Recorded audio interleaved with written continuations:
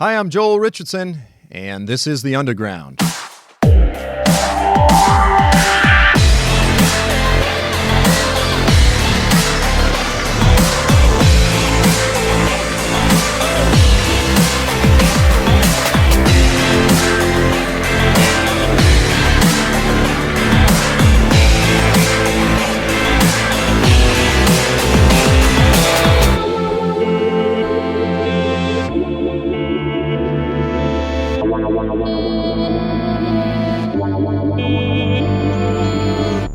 Welcome to this week's episode of The Underground, a program that explores the testimony of the biblical prophets, the gospel of Jesus Christ, current events, and how all of these things affect you and me.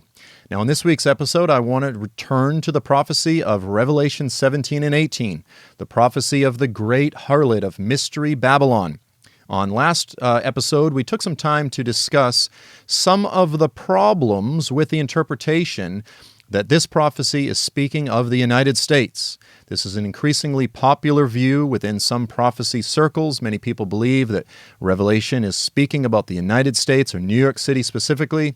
Now, in this week's episode, we're going to discuss another interpretation, which some people hold, some very, very strong, hold this position, and this is the idea that the city of Jerusalem is the fulfillment of the prophecy, that Jerusalem is the great harlot, that apostate Judaism, the apostate, rebellious, Christ-rejecting side of Judaism, if you will, that is the fulfillment of the great harlot. Now, before we jump in, let me just remind you, if you have not picked up a copy of my book, Mystery Babylon, please do so. You can go to my website at joelstrumpet.com. You can get an autographed copy that way. Prices are very reasonable. But beyond that, in order to just give people the resources necessary to understand these things, to understand what's unfolding in the earth, I've also put together a bundle in which not only do you get my book, a signed copy, you also get The Babylon Connection, which is by the Reverend Ralph Woodrow. This is a book that I'm convinced that every student of prophecy needs to read. I mean, this is one of the, not a lot of people have read this, but this is so critical, and it deals with issues of Nimrod and Alexander Hislop, and a book called The Two Babylons. It's an essential read. So I throw this in along with the debate, do the scriptures teach a Roman or a Muslim antichrist? It's nearly a 3-hour debate. This was between myself and Dr. Tommy Ice of the Pre-Trib Research Center. This was in August of 2016, so I throw those all in for a great price. The Babylon bundle, again, go to joelstrumpet.com and grab the bundle. Okay, so with regard to this issue of Jerusalem as Babylon, before we jump in, it's important that we point out that there are two distinct interpretations. The first one is called the preterist interpretation. The preterist interpretation, or the historical interpretation, is the idea that the historical city of Jerusalem in the first century, and not just the city, but its accompanying leadership, the religious aristocracy, the priests and the Pharisees and the leaders of the people, those who largely rejected Jesus, and not just Jesus, but who were in many ways through their religious system really living in a rebellious form, not truly obeying God's decrees, covenants, and His commandments, etc. Okay, so the idea that the Judaism and the Jerusalem of the first century, ultimately culminating with the destruction of Jerusalem in 70 AD, that was what the prophecy was talking about. Thus, it is already all historically fulfilled. Okay, so the preterist interpretation, again, the historical interpretation, most often holds that much of Revelation is already past. It is a historical prophecy. It's not something that we're looking forward to in the future. We're not looking for a coming Antichrist, a coming fall of Babylon, a coming Great Tribulation, all of these things. Okay, so the preterist interpretation, those that hold that Jerusalem of 70 AD was Mystery Babylon, some different names, N.T. Wright, leading New Testament scholar. Don Preston is a leading voice within the hyper-preterist movement. He's written quite a bit on this position. Joel McDurmon, a leading dominionist Christian voice. He's the president of American Vision. He's written on this a bit, and there are quite a few others not as many quite as vocal as some of these men, but there are many, many. And again, they would be considered conservative evangelicals, but most often in slightly more scholarly circles, this sort of position is not very popular, really on the popular level, the grassroots level. So those are just a few names. Now, I want to go ahead and just read a few quotes, just so you can get a feel for what these individuals teach and hold. So here's a statement from N.T. Wright. He says, Jerusalem and its hierarchy have taken on the role of Babylon. Now he's speaking of the first century. He says they've taken on the role of Babylon, Edom, and Antiochus Epiphanes. So essentially, he names some of the most prominent adversarial pagan entities in the Old Testament that the people of God would have understood Babylon. This was the city that carried, through Nebuchadnezzar, carried away the southern kingdom of Judah, destroyed Jerusalem. Edom, of course, one of the premier enemies of God throughout scriptures, and they become sort of the embodiment of the eschatological enemies of God. Edom, and then of course Antiochus Epiphanes, arguably the greatest type of the Antichrist in all of scripture, the Greek king from the Seleucid dynasty that killed, according to Josephus and the book of Maccabees, killed approximately 40,000 Jerusalemites and then carried away roughly another 40,000, made Judaism illegal. Of course, it tells the whole story in some of the intertestamental literature, the books of Maccabees, but just a brutal, brutal guy. He's highlighted in, of course, the book of Daniel. And so according to N.T. Wright, Jerusalem has actually taken on the role. There's been this role reversal to where the very enemies of God were actually foreshadows, not of outside pagan invaders, rather they were pictures of Jerusalem itself. He says God has really done this profound role reversal and just sort of flipped everything on its head. So he says, again, Jerusalem, they are the city whose fall spells the vindication of the true people of Israel's God. Again, classic replacement theology language, that you have false Israel, and then those that are believers are the true or the new Israel. And of course, this is true. Those who are of faith, they are true Israel. But the idea that old Israel has permanently forever been rejected, and the Lord has given the kingdom to another people, this sort of thing, permanently, that is classic replacement theology. So he goes on to say, he says, the prophecies of rescue from the tyrant, okay, now please take note of this, the prophecies of rescue from the tyrant have come true in and for Jesus and in his people. When this city, Jerusalem, falls, they must leave quickly. This is their moment of salvation and vindication. So you can see, once again, this complete dramatic role reversal. I mean, literally 180 degrees exact opposite. Instead of delivering Jerusalem from foreign oppressors, Jerusalem itself is the oppressor, according to N.T. Wright. This is a pretty dramatic sort of inversion of the entire biblical testimony, but we'll dig into that a bit more. Now, here's a statement from Joel McDurmon, again, president of American Vision. This is in his book, Jesus vs. Jerusalem. And note the very strong language here, because this is inevitably, I call this the deadly logic of supersessionism, the deadly logic of replacement theology. When you follow replacement theology's logic through to its natural conclusion, this is the type of thought process that you inevitably end up at. So Mr. McDurmon says this. He says, the old Jewish people were not merely exiled from their kingdom someday to return. No, this time the kingdom was taken from them and given to the true nation, bearing the fruits thereof. Again, he's speaking of 70 A.D., the fall of Jerusalem. He says, listen, they weren't just temporarily exiled. This time it was permanent. Back with the exile under Nebuchadnezzar, it was temporary because they came back. He's saying under the Romans, it was permanent. The Lord permanently took the kingdom away from them.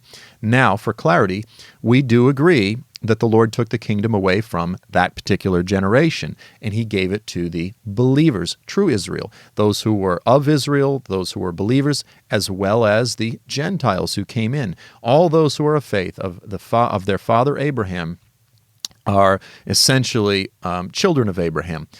But the idea that the Lord has permanently taken away his calling, his election, his plans for future grace and the fullness of corporate Israel in the future, that is where we deviate dramatically from Mr. McDermott. So he says, this time the kingdom was taken from them, given to the true nation, bearing the fruits thereof. Christ created a new bride.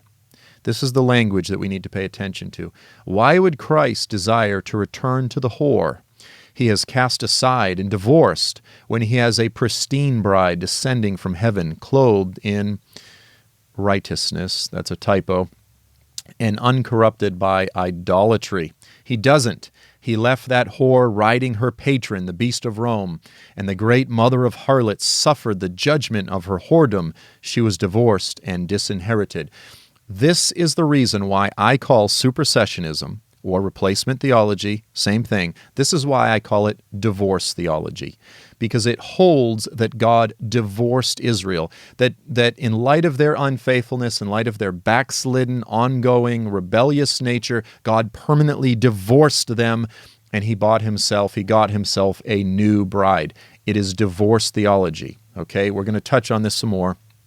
So the first problem, and this is critical, the first glaring, looming problem with the preterist interpretation that Jerusalem is Mystery Babylon is the problem of witness. What do I mean by that? Well, how do you feel when you listen to Mr. McDermott say, God divorced that old whore, Jerusalem, and he got himself a new bride, that he got himself a new pristine bride? This is the language, this kind of language. It articulates, it communicates a God which is really no different than the stereotypical man who goes through the stereotypical midlife crisis, divorces his old wife, slanders her name all around town, on social media and this sort of thing, and then he gets himself a new, younger model, a new bride. And this is sort of the stereotypical man that everyone loves to hate, and yet this is the picture. This is the character, the nature of God that we are communicating to the world. You see, our job as witnesses of Yahweh, as witnesses of Jesus, as ambassadors of the Father, is to represent him to the world, is to communicate and articulate his nature, his character to the world. How are we communicating to the world when we embrace a theology that says because of their unfaithfulness, God decided that he would no longer be faithful? Because the scriptures are very, very clear, consistently throughout the prophets, consistently throughout the New Testament, that despite Israel's unfaithfulness, despite her persistent unfaithfulness, and I would also highlight our persistent unfaithfulness, because he goes, Christ created a new bride, a pristine bride. She bears the true fruits thereof. Listen, I've been part of many different churches in the 25 plus years since I've been a believer. And I've seen some great, wonderful things. I've seen some heroic works, but I've seen some colossal failures. I've seen a lot of unfaithfulness. I've seen a lot of lack of pristine, pure bride-like activity, right? The church is just as backslidden and wayward as Israel, but it is God. It's not contingent on our great faithfulness. It's contingent on his faithfulness. And this is really the issue of what it comes down to. Is God faithful or is he not? Because throughout the prophets, throughout the New Testament, the Lord portrays himself as one who, despite Israel's unfaithfulness, he will in the end draw them to himself, restore them to himself, impart his very spirit into them, and through the new covenant, give them his heart, give them a new spirit, and he will bring about everything that he promised that he would do to them and through them and in them by his Spirit, as promised, as declared, as reiterated throughout the covenants, throughout the scriptures. In the end, God will be seen, he will be vindicated as faithful throughout the earth. Despite Israel's unfaithfulness, despite our unfaithfulness, he will accomplish his works because he is faithful. And that's really what this boils down to. Are we communicating a faithful God, or are we communicating a God who, again, divorces his old wife and gets himself a new bride? This is a huge, huge issue, and we're going to come back to this. Now, the second problem with this preterist Jerusalem interpretation is the problem of contradiction. And really, this problem, in many ways, this sort of piggybacks off of the first problem, and it relates to the issue of witness. But really, even more so, it represents a fundamental The preterist interpretation represents a fundamental perversion of the biblical testimony concerning God's plan, concerning God's character. And so here's a statement from N.T. Wright. He says this: instead of seeing Jerusalem as the victim of pagan aggression or corruption, Jerusalem herself is Babylon. So again, I'm talking about this complete role reversal. Now, throughout the prophets, I mean, we could take weeks just to discuss the many, many passages throughout the scriptures. At the day of the Lord, when Jesus returns, Israel, Jerusalem, the city itself, the land is portrayed as being surrounded by foreign, pagan, Gentile nations and armies. And then the Lord returns to deliver Israel in her darkest hour from the ultimate annihilation, from destruction by the surrounding nations. The Lord judges the nations. Now, He uses the nations to chastise His people. I want to be very clear. He uses them to purify, again, you could use the word judge, but really to chastise, as a father chastises his children, for the purpose and the goal of restoration. He uses the nations to chastise His people because God is God even over the Antichrist. God Himself is sovereign. We need to acknowledge this. But in the end, He returns and He judges the nations. He breaks the very rod that He used over His knee. And then He saves and He delivers Israel and He restores her and He sets up His everlasting kingdom from Jerusalem. And so this whole idea that all of these prophecies, which very specifically say the nations, the peoples would come against Jerusalem, that those were actually foreshadows of the destruction of Jerusalem itself. It's not just an inversion. It's not just a role reversal. It is a complete fundamental perversion of the biblical testimony, of the biblical story of redemption. Okay, we need to acknowledge the difference between, sort of Jesus playing a little, like in the parable of the Good Samaritan, where He goes, listen, you're thinking about it all wrong. At times the Lord does this. He challenges wrong assumptions and this sort of thing, but He doesn't completely override the entire overwhelming testimony of the Scriptures. And that's exactly the position that N.T. Wright takes. By making Jerusalem the very embodiment of evil, rather than as the wayward child that will be chastened and then restored, he is completely perverting, distorting, twisting the biblical testimony. So let's just elaborate on this a little bit more. The Lord has made some very clear covenants, some promises to the descendants of Abraham, Isaac, and Jacob. And these promises concern the land, the very specific land of Israel. This becomes the very platform whereby God will redeem all of creation. The land of Israel, the city of Jerusalem, Mount Zion. This becomes the location, the piece of property whereby the Lord is going to redeem all of the earth. He's going to redeem people from every tongue, tribe, people, and nation. He has a universal plan of restoration, but He has a very specific base of operation whereby He has promised that He would accomplish these things. And He makes these points crystal clear throughout the prophets, throughout the covenants. So please look up Genesis 17, verse 7. Genesis 17, verse 13, verse 19, many, many other passages. The idea that the Lord is rejecting His people as opposed to chastising for the purpose of restoring His people is a fundamental perversion of the biblical testimony. Let's just read one passage as an example. Now, the New Covenant, most Christians are familiar with the New Covenant, and we're familiar with it largely because of the Gospels. But what most Christians are not aware of is that you have a few places in the Old Testament prophets, most notably in the three major prophets, in Isaiah, in Jeremiah, and in Ezekiel, where all three of them mention the New Covenant. So please look up Isaiah 59. At the end of Isaiah 59, verse 20 and 21, and then really all the way into Isaiah 60, the Lord is talking about the New Covenant. The New Covenant. He was prophesying concerning the New Covenant. Likewise, in Jeremiah 30, all the way through 33, really, but Jeremiah 31, in those chapters, He's discussing the New Covenant, the fulfillment of His promises, the culmination of the Abrahamic, the Davidic, and then the New Covenant. That day is yet future. And then, of course, in Ezekiel 36, likewise, Ezekiel the prophet spoke of the new covenant. So I want to just read this. And please take note of the fact that the fulfillment of the new covenant will happen in the context of the land of Israel. And the context is the people of Israel. Now, again, the Gentiles, we get pulled into this if we are of faith, because by faith we are children of Abraham. But the Lord is not, when he speaks of Israel, when he speaks of the house of Israel and the house of Judah, he's not spiritually speaking of Gentiles. Okay, so there's an issue here, by the way, and I should highlight this, which is an issue of interpretation and of language.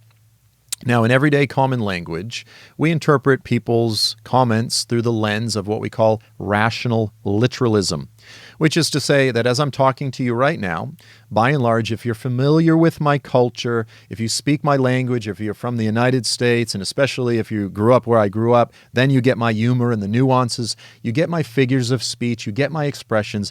You can tell when I'm joking, you can tell when I'm serious. If I start speaking in poetry, you know the difference between poetry and storytelling and this sort of thing, right? But I'm going to use all kinds of figures of speech, different expressions. But by and large, essentially what I'm saying, I'm speaking in a very literal sense, and you can understand that. Now, if you were to, let's say I went into my kitchen and there's a note on the table, and it has a list of grocery items that my wife has written out. Now, if I look at this grocery list, a grocery list is a particular type of, you could say, literature. It's a list. Now, if I interpret that list as a grocery list, I have interpreted it rightly. It's literally a list. Now, if I look at that and I'm trying to understand the deeper meaning, what does she mean by Brussels sprouts? What does she mean by kale? What is the deeper spiritual meaning here? What is kale symbolic of? The truth is, if I were to try to understand a grocery list that way, chances are that someone who reads things that way is probably suffering from some type of mental illness. Chances are they're schizophrenic. So, you hear stories where some TV show host, David Letterman, he's talking, and some woman out there believes that he's speaking in secret code to her. Okay? She was schizophrenic. You have the story of Helter Skelter, right?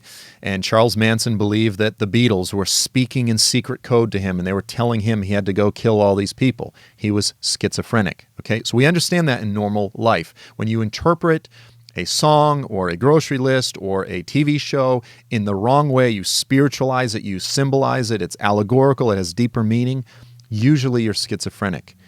When biblical interpreters read clear language. Now, again, I want to be clear, biblical prophecy, apocalyptic language, oftentimes it has poetry and these sort of things, but you understand, it's poetry, but it's speaking of very literal realities. When you interpret these things through such a harsh allegorical lens, how is that any different than a schizophrenic who interprets a grocery list as having some deeper spiritual meaning? Yet this is the method of interpretation, the hyper-allegorized method of interpretation that is often employed by some of these brilliant New Testament scholars that lead them to embrace their particular interpretation. I interpret the Bible through the lens of rational literalism. It's not a hyper-literal, it's not a wooden literalism, it's a rational literalism. This is the way that all language works. This is common sense. And so the effort of some New Testament scholars to go back and interpret these Old Testament prophecies as when it talks about Israel, well, it's really speaking about the church. No, that's essentially a schizophrenic method of interpreting the Scriptures. It's irresponsible, and it's not the way the Scriptures were intended to be read. So what does Ezekiel say here? He's talking about the new covenant. Ezekiel 36, 22 through verse 28. Therefore say to the house of Israel, thus saith the Lord God, I will take you from the nations. What's the nations? That's the Gentiles. So they are dispersed. They are exiled among the nations. I will gather you from all the lands and bring you back to your own land. What is that talking about? It's simple, straightforward language. God says to Israel, to the people of Israel, I'm going to take you from exile among the Gentiles. I'm going to bring you back to your own land. It means what it says. Then I will sprinkle clean water on you, and you will be clean. I will cleanse you from all the filthiness of your idols. Moreover, I will give you a new heart and a new spirit. This, my friends, is the new covenant. God says, I'm going to put a new spirit, a new heart in you. He's speaking to the house of Israel. This is not symbolic language for the church. I will cleanse you from all your filthiness. I will put a new spirit within you. I will remove the heart of stone from your flesh. I will give you a heart of flesh. In other words, a soft heart. I will put my spirit within you.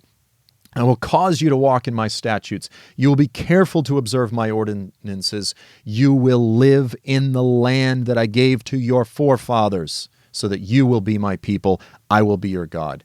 This is an extension of the very Abrahamic covenant. God promised Abraham, Isaac, and Jacob and their descendants that I'm going to give you this piece of land. Why? Again, because the land is the platform. It's the foundation of his larger global plan of redemption. And then he promised, after his promises to Abraham, Isaac, and Jacob, then he promised one of the descendants of Judah, one of the children of Israel. He promised King David, and from your descendants, I'm going to raise up a king, and his kingdom will last forever. And your throne and your kingdom, David, will last forever. Now, David's throne and David's kingdom were never in heaven. Jesus today is sitting at the right hand of the Father, but he has yet to return in blazing fire and glory with all of his angels with him and sit on his throne of glory. Matthew 19 and chapter 25. That day has yet to come. He will come back. He will restore the throne of David as he said he would. Luke 1, when Gabriel the angel comes to Mary and he says, this baby in your womb, he is going to sit on the throne of David. This permeates not just the Old Testament, but the New Testament. And so here in Ezekiel, talking about the new covenant, God says, I'm going to put my spirit in you, then you'll be obedient.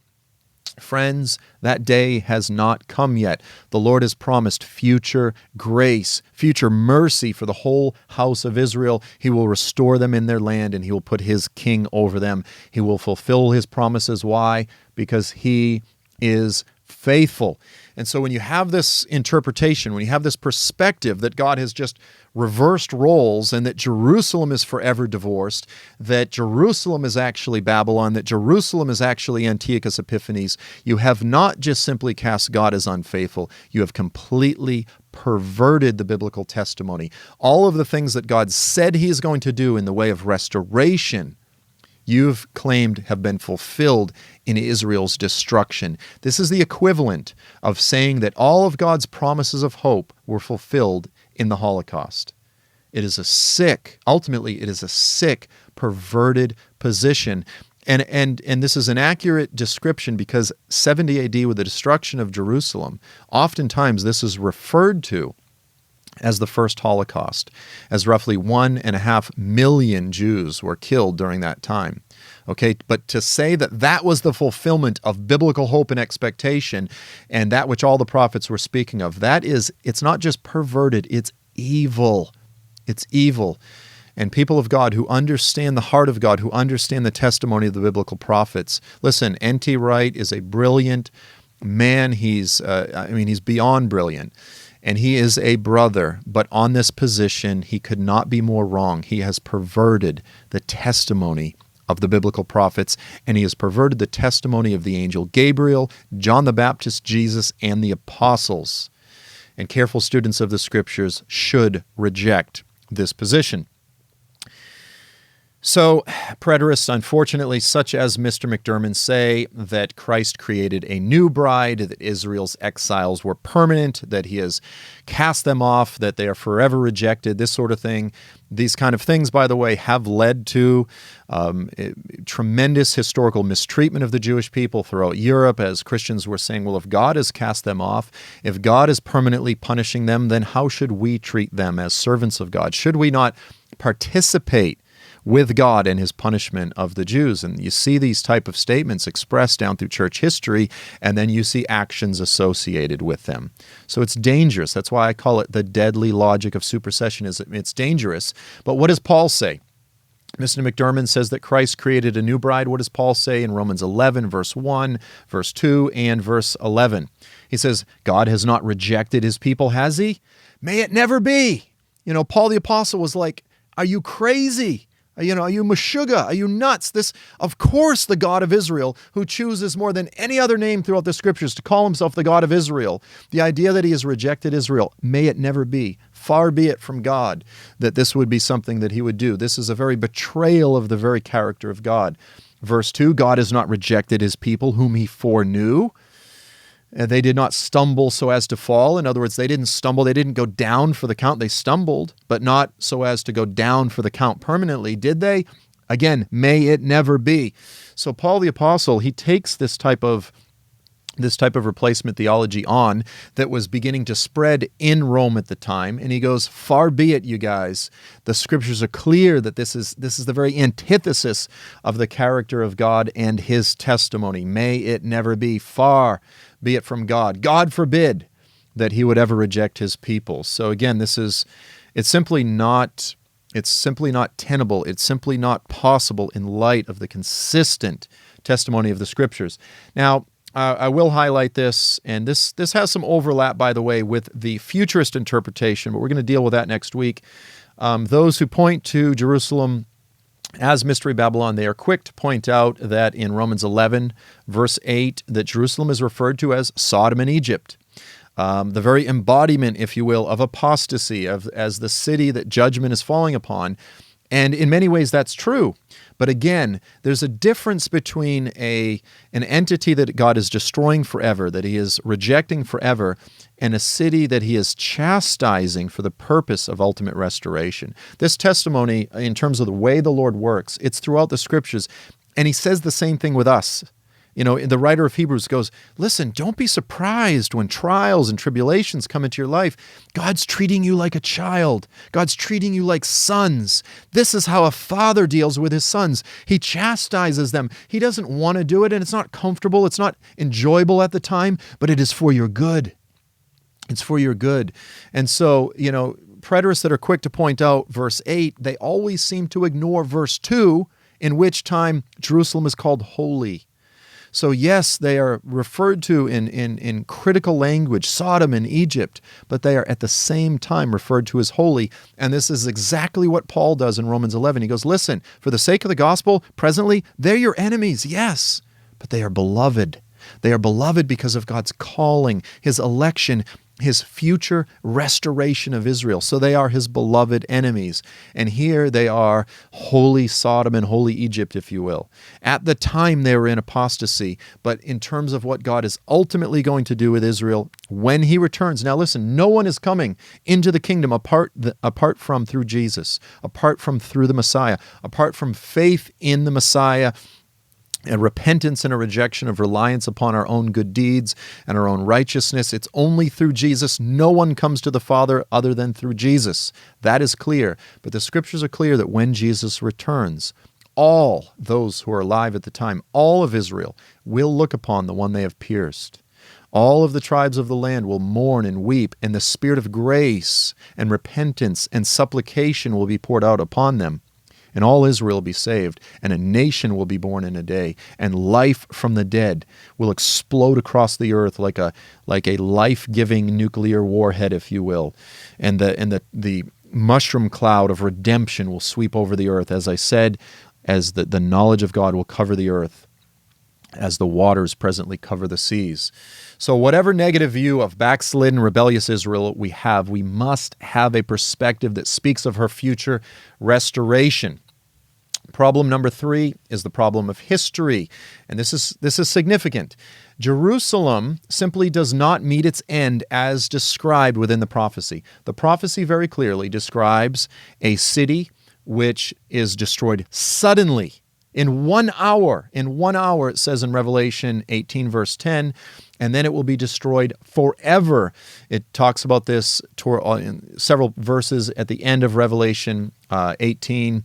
It describes a city where no longer will you hear the sound of commerce, of bride and bridegroom, of music, this sort of thing. It will be destroyed forever. So a city that is destroyed suddenly in 1 hour and is destroyed forever. Now, what's the problem with that? The problem of history is that Jerusalem in 70 AD was not destroyed in 1 hour. Israel was not destroyed in 1 hour. Rather, You had the fall of the temple. You had, again, a tremendous catastrophe that happened in 70 AD, but it was really over. Well, first of all, the actual fall of Jerusalem unfolded over a period of about 5 years as Domitian and then his son Titus were moving down from Caesarea, eventually surrounding the city, eventually laying the city, besieging the city. But then it was over another period of about 50 plus years leading up to the Bar Kokhba rebellion that Israel was eventually completely, really destroyed. Jerusalem was destroyed, turned into, renamed entirely as Jupiter Capitolina, and all of the Jews were exiled out of the city. It was not destroyed in 1 hour. Quite to the contrary, it unfolded over a long period of time. Secondly, what's the other one?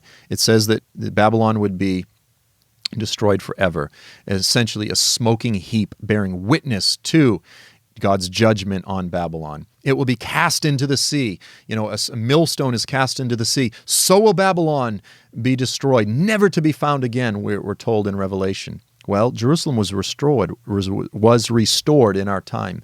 1948, the Jews reestablished Israel as a nation, and then in 67, we had the reestablishment of Jerusalem as the capital. Well, it was taken by Israel.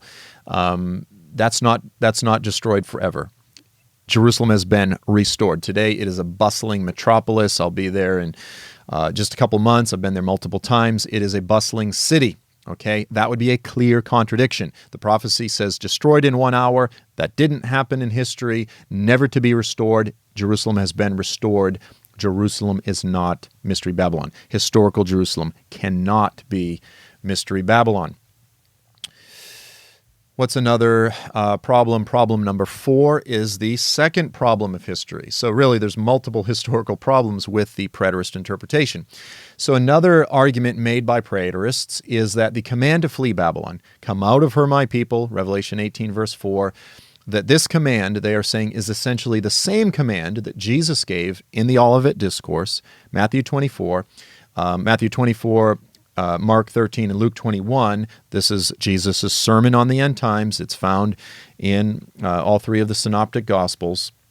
And Jesus says, when you see the abomination of desolation, and then in Luke 21, he says, when Jerusalem is surrounded by armies, flee. All those who are in Judea, that's the southern kingdom, the whole southern part of Israel, flee to the mountains. Okay, so they're saying that what Jesus said and then what's said here in Revelation is one and the same. Again, the historical problem with that is that the church historian Eusebius records that that's not how it went down. That in fact, the Messianic believers, the Christian Jews, if you will, the Messianic believers, they actually fled not in 70 AD, but in 66 AD, 4 years before Jerusalem was indeed surrounded by armies, 4 years before the abomination of desolation was set up. So what they claim is that the believers were looking at the words of Jesus, looking at the words of Revelation, and that they understood what was unfolding as the fulfillment of biblical prophecy, and they fled to the city of Pella. Eusebius tells us that it was not because of what was happening with the Roman armies, rather it was a prophecy. A prophet rose up and had a word from God, and the Christians listened to that, the Messianic Jews listened to that, and they fled Jerusalem and went to Pella. That it was not because they were paying attention to these prophecies. They were not saying what we see in the earth right now, this is that which Jesus said. No, it was because of the word of a prophet. And so again, history simply does not align with the story that the preterists are laying out. The fifth problem is the third problem of history. So throughout the prophecy, the harlot Babylon is portrayed as a city that falls from the height of its economic power, of global economic and religious influence. The problem is that the city of Jerusalem, yes, it had a lot of influence. You had Jews all over the diaspora, all over the ancient world, all over the Roman Empire. But the problem is Jerusalem was occupied by the Roman armies, and it was literally in the first century, in 70 AD when Jerusalem fell, it was at a low period of influence. It was at a low period roughly over about 2 centuries, about 200 years, it was at its lowest point of influence. It was not at the pinnacle of global influence. Jerusalem was not the great city of opulent economic influence holding sway over the kings of the earth. Yet that is clearly what is described in the prophecy. That does not describe Jerusalem. That is really the two primary things that are described in the prophecy is a city of tremendous economic influence, a city of tremendous religious influence, and really Jerusalem of the time does not meet those descriptions. The city of Rome meets those descriptions in the first century. That was the city that held economic and religious influence over the kings of the earth. And specifically, I believe that Rome was the Babylon of the first century. Okay, Rome was the Babylon of the first century, and this leads to the sixth problem, which is the problem of historical context, which is to say that the first century believers, the Jews and the Christians, okay, so the unbelieving Jews and the Messianic Jews and the Gentiles, they believed that Rome was the new Babylon. 1 Peter 5, verse 13, Peter the apostle, who was in the city of Rome at the time, and virtually every early church writer will affirm, any early church father or writer that speaks of Peter says he was in Rome. We have zero evidence that he was anywhere else than Rome. Writing from Rome, used code language and called Rome Babylon. So if the early believers believed that Rome was the new Babylon, then why in the world would we be expected to believe that the believers would have understood that Jerusalem was the new Babylon? It just simply is not true according to the evidence that we have of history. The very scriptures themselves call Rome Babylon. Now you go, wait a minute, but Joel, you don't believe that Rome is Babylon, because I believe that that Babylon is a concept, that it migrates, that the city of Babylon is the prototype. And in the first century, Rome was the new Babylon. Rome was the new great city of idolatry. It was the new great city of economic and religious idolatrous influence over the earth. But today, Rome is no longer the great city that holds sway over the kings of the earth. Babylon migrates with each new beast empire, with each new head of the beast. So from Babylon to Medo-Persia, to Greece, to Rome, the capital of Satan's stronghold in the earth has migrated. And today there is a new beast empire. The Roman Empire has fallen. It is no longer the reigning beast empire. There is a new satanic empire that holds sway over that whole part of the earth and much of the earth, and it has a different capital. We're going to talk about that at another time. But the bottom line is the early believers, and there's extra biblical literature as well, and some of the Syllabine oracles, and I believe Second Esdras, and maybe even Jubilees, I could have that wrong, refer to Rome, and it uses the code word of Babylon. So the believers of the first century, very apocalyptically minded, they understood Rome to be the new Babylon. So it was not Jerusalem. It was not Jerusalem. So there's a problem of historical context and really just ignoring the historical context. Number 7 is, I want to go back to the first issue, which is the problem of God's heart, the problem of testimony. And this is the problem of witness to the earth. This is a huge one, and we're going to wrap it up here. When the harlot Babylon is destroyed, when she is judged, heaven rejoices. There's this tremendous jubilation that erupts out of heaven. In Revelation 19, 1 through 6, we find a multitude expressing hallelujah, shouts of joy and jubilation because Babylon has been destroyed. They are rejoicing in heaven. Again, in Revelation 19, because the prophecy is not just 17 and 18, it actually extends quite a bit into Revelation 19. But look, here's the thing. When we look at the scriptures, how do the people of God respond in historical moments and times when Jerusalem was destroyed? How did Jeremiah the prophet, the weeping prophet who had God's very heart, in the midst of God judging and chastising his people and the historical fall of Jerusalem, how did Jeremiah the prophet respond? In Lamentations 2, verse 11, we see that Jeremiah wept, bitterly mourned over the fall of Jerusalem. And he was not weeping in the flesh. He was weeping because of the heart of God over this matter. How did Jesus respond? At the mere prospect of Jerusalem's fall, he wept bitterly over the city and he lamented. Now, how can it be that we're setting forth a theology that says that heaven rejoices over that which Jesus wept over. It's a fundamental contradiction and a misunderstanding of God's very heart. God is a God of restoration. God is a God of redemption. God is not a God who celebrates when the city that he has promised to put his name on, that would be the very capital of his Messiah, is allegedly the city of destruction. That simply doesn't work. That simply doesn't make sense. So there's various other issues here that we could touch on. Again, that's a big one, the very fact that God repeatedly throughout the Scripture states that this is the city, that Jerusalem will be forever inhabited, that it will always be inhabited, that the very throne of David would be restored on Mount Zion, and then these statements within Revelation that says that Babylon would be destroyed forever. That simply doesn't make any sense.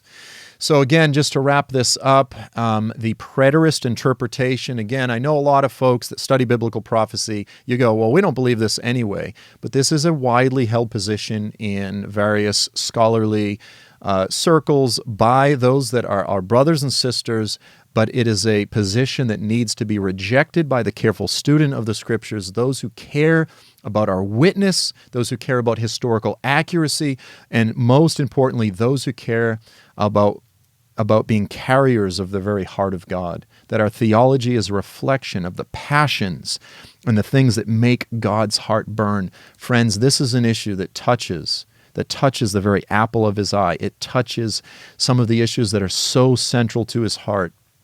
And it's the issue of his faithfulness. And it's the issue of his faithfulness to his chosen people and his faithfulness to his promises. So let's get this issue right. Next week, we're going to come back and we're going to discuss the futurist interpretation of Jerusalem and explain why the futurist interpretation of Jerusalem as Mystery Babylon simply doesn't work. But for now, I just want to thank you so much for being with us. As always, I look forward to seeing you next week. I'm Joel Richardson, and this is The Underground.